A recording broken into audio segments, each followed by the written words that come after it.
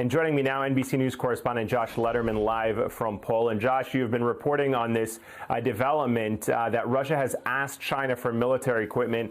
That would certainly open all kinds of other questions, both for the U.S., its involvement, certainly NATO countries. What more can you tell us about what you have learned on this front?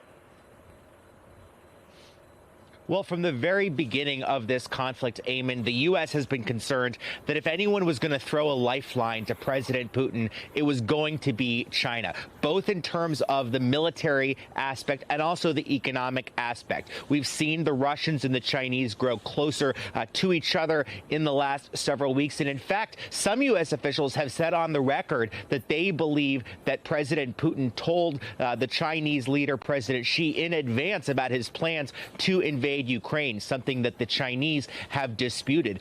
But now, 3 U.S. officials telling me that the U.S. believes Russia has asked China for military equipment and support since it launched this invasion, which has raised real questions about why Russia, a massive military power, is in the position of needing to turn to outside countries for help just a few weeks into an invasion that, by a lot of indications, Russia thought was going to be a lot more successful, a lot more quickly than it has been. Now, as you pointed out, we don't know exactly what kind of equipment the Russians have asked for. We don't know if the Chinese have given it to them, but we do know that the U.S. is working very hard right now to try to drive a wedge between China and Russia. And that the National Security Advisor, Jake Sullivan, when he meets tomorrow in Rome with his counterpart, with a senior Chinese diplomat, is expected not only to emphasize the risks to China in aiding Russia militarily, but also the risks to China if it helps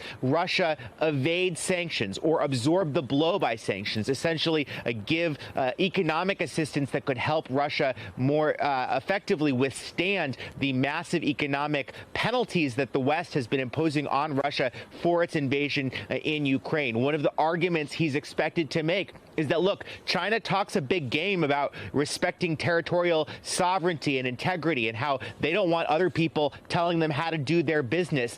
The U.S. expected to tell China that it is going to lose credibility on that front if it not only looks the other way, but actively helps Russia as it violates the sovereignty of one of its neighbors and continues with that invasion. The U.S. also expected to tell China that it will face its own economic isolation and potentially sanctions itself if it is complicit in assisting Putin militarily or economically, Eamon.